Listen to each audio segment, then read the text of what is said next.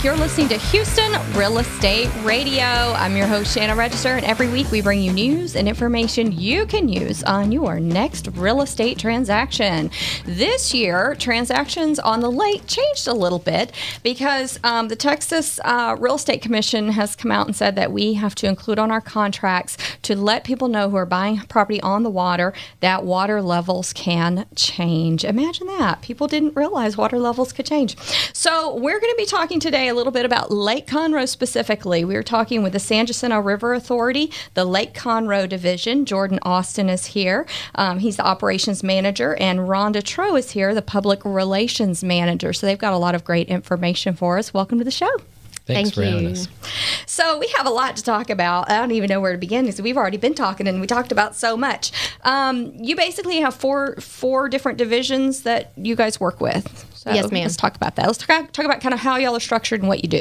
Okay, so we're actually a government agency, so we have no taxing authority. Okay. We have 4 different divisions, which we have our Lake Conroe division, which is where Jordan is located. I am actually in our general administration building. We also have our GRP, which is our newest division, which is the Groundwater Reduction Program division.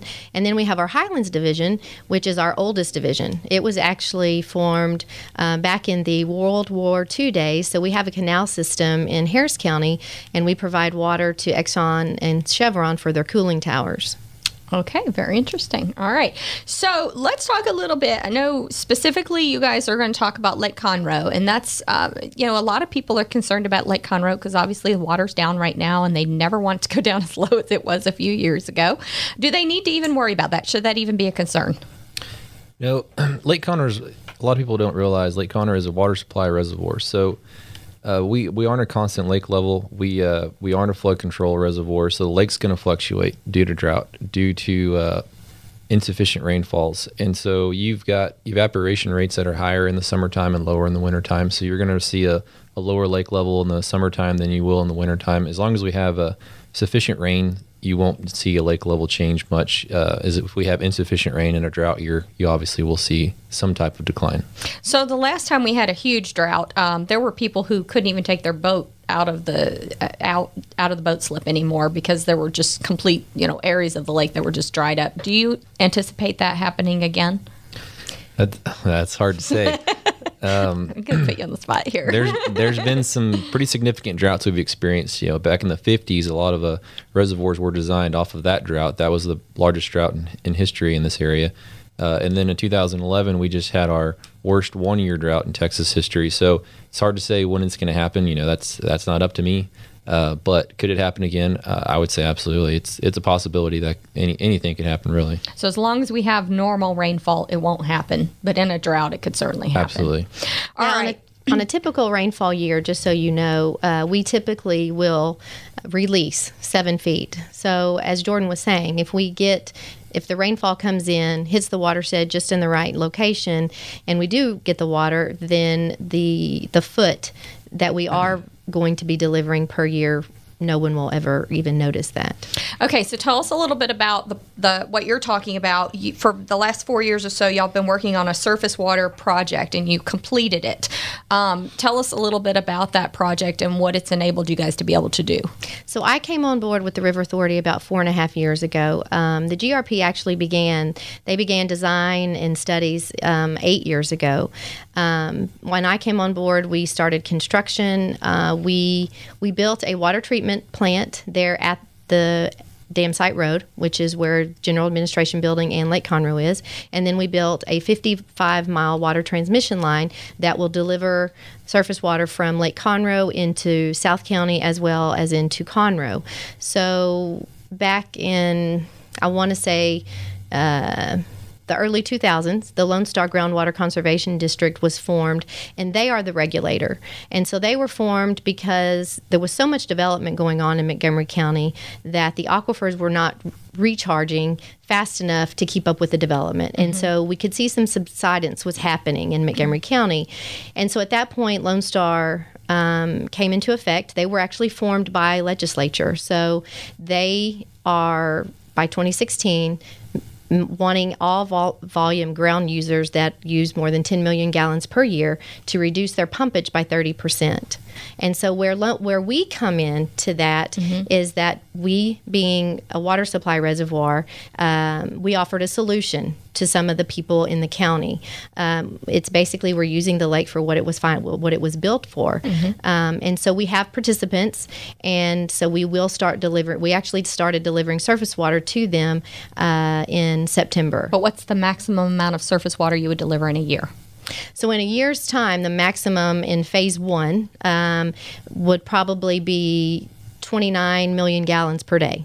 Which is just a few inches. Which will be what that equates to is 1 inch per month. Okay. And that would also be 1 foot per year. Okay, very good. All right. So let's, there are a lot of people who move to the lake, and it's a great place to live. That lake is known for recreation, but they don't necessarily know the rules of the lake. So I love this little booklet that you have about Lake Conroe Lake Conroe Reservoir rules and regulations, put out by the San Jacinto River Authority. And if you're at home by your computer, you can look this up. Go to www.sjra.net/Lake Conroe. Give you some great information, because there are a lot of people who move to the lake and they don't know the rules and regulations of the lake.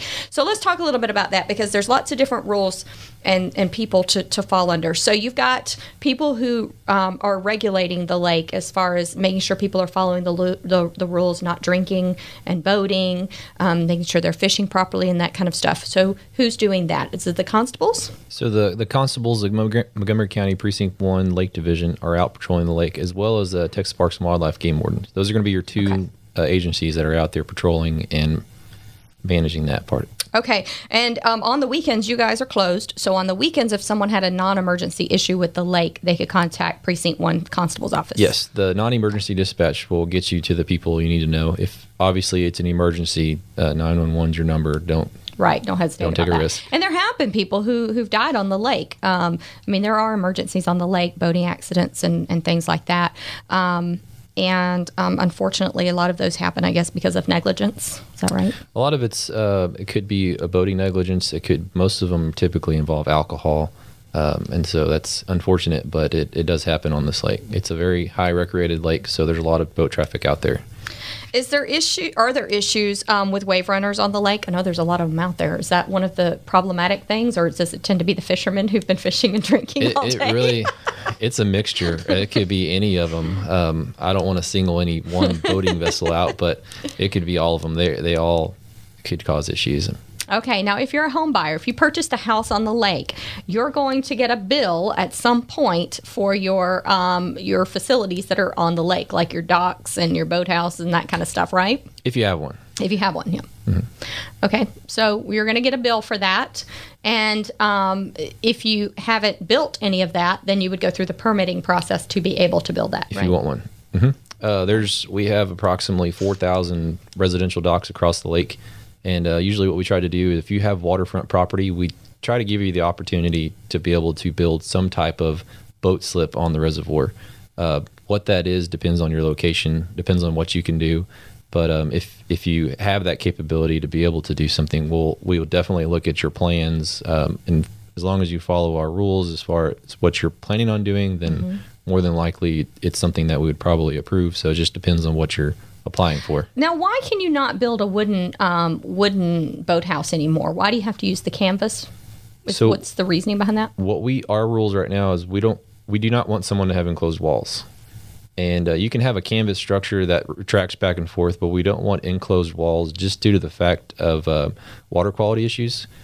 If you build an enclosed wall, you could put a toilet in there, and we wouldn't know that. Mm-hmm. And if you so now you have wastewater on the reservoir, and if you had a leak, then where's it going to go? Directly in the reservoir. Okay. And if you enclose your walls and tell us you're never going to put one there, what's to say the next homeowner won't do it? So okay, it's a water quality issue. Good explanation for that. Okay, and you do water samples on the lake. You check to see if it's getting polluted and make sure that the water is being maintained, right? We're constantly going around the reservoir at least once a month and sampling different locations, and any discrepancies we find there, then we'll seek them out and hopefully try to find the source of the pollutant.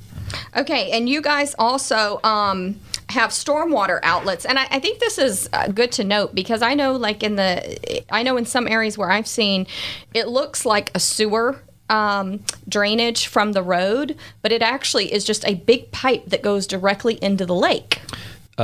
Some of them do, not all of them, depending on where the community is located and the best way to drain that water is.